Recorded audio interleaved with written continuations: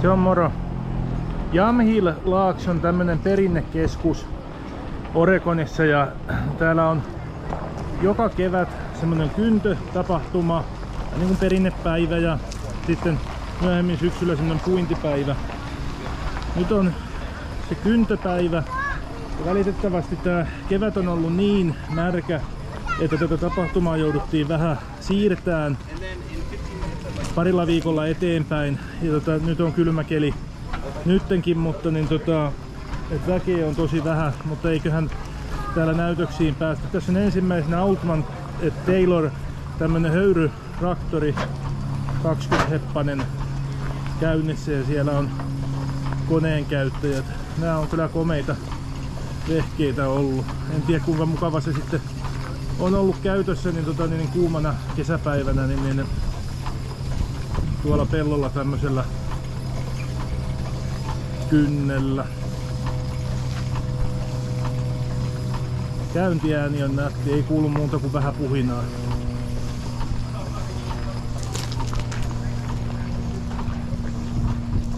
Ratissa on komea urakkanuppi. 1912 mallinen ja jarrutettuja hevosvoimia 60.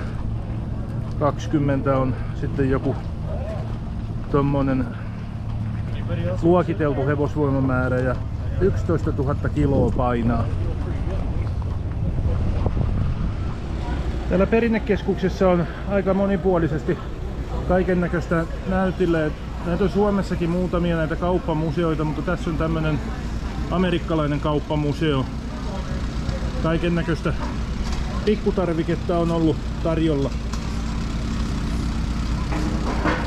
Katselen vähän näitä näyttelytiloja sillä aikaa, kun odottelen tuolla, että noi hevoset ja muulit pääsee kyntövalmiuteen. Öljylamppuja on siellä kaupan ja kaiken näköistä purkkia ja putelia.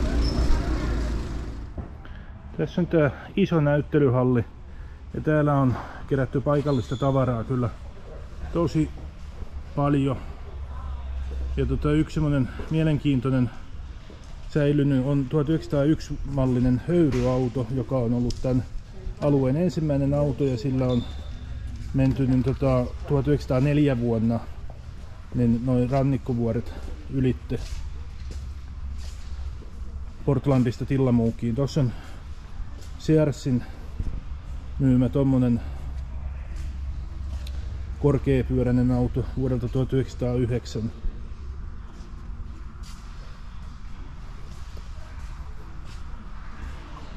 Siinä on tommonen katettu hevoskärry ja 1910 mallinen Internationali High Wheeleri, jollainen ainakin yksi on Suomessakin entisöity ja säilynyt.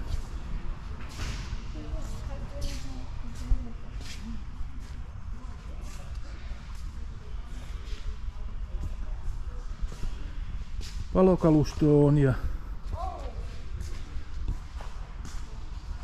vaunuja ja tietysti maatalouskalustoa.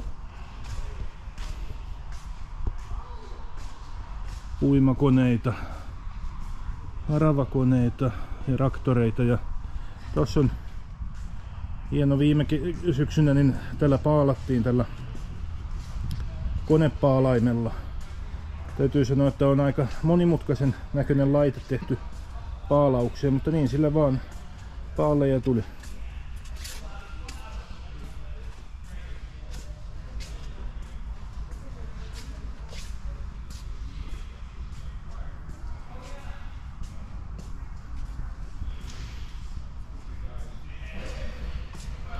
Traktoreista suurin osa näyttäisi olevan John Deere ja se on ollut jostain syystä mieleinen merkki näillä seuduilla.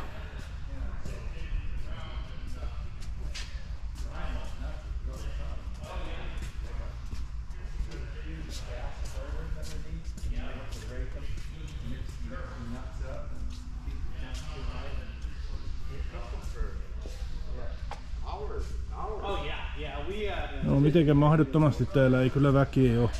Ihan muutamia ihmisiä.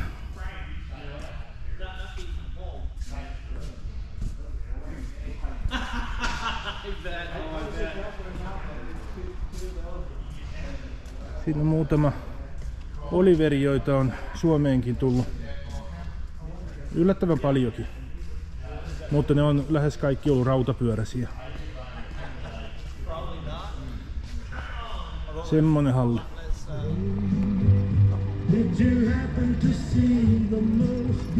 Sieltä tulee ensimmäiset kilpailijat. On menossa tonne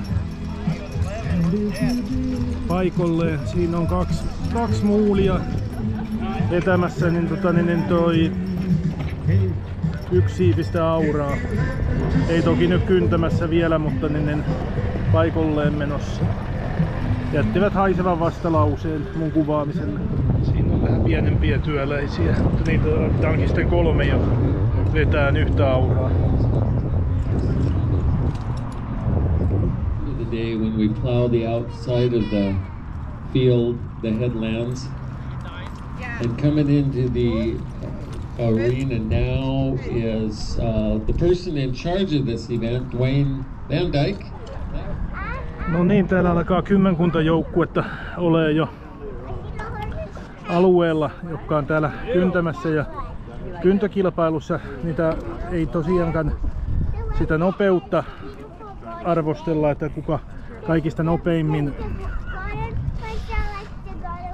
kyntää, vaan siinä on siinä on semmosia arvosteluperusteita, kuten esimerkiksi niin kuin vaon suoruus ja syvyys ja leveys ja sitten hevosen valjastaminen ja kaikkia tämmösiä, niiden perusteella let's sitten do a roundup of who's all here, because I think they're probably mostly out on the field now. I'd be following with her too, but she don't want to behave too much. That was pretty clear. A little later today, I'll probably. se on ainakin hyvä, kun ei ole liian kuuma eikä liian märkä, niin ihan täydellinen kyntökilpailulle, mutta mä jätän nämä hevoset tänne ja muulit sun muut niin toi kynteleen rauhassa ja suuntaan tästä sitten eteenpäin. Mä otan vielä tuosta loppuun niin tuosta tuulimoottorista vähän kuvaa, kun sen verran tuulee täällä, niin se pyörii mukavasti. Siinä on tuulimoottori maamerkkinä. Se on moro.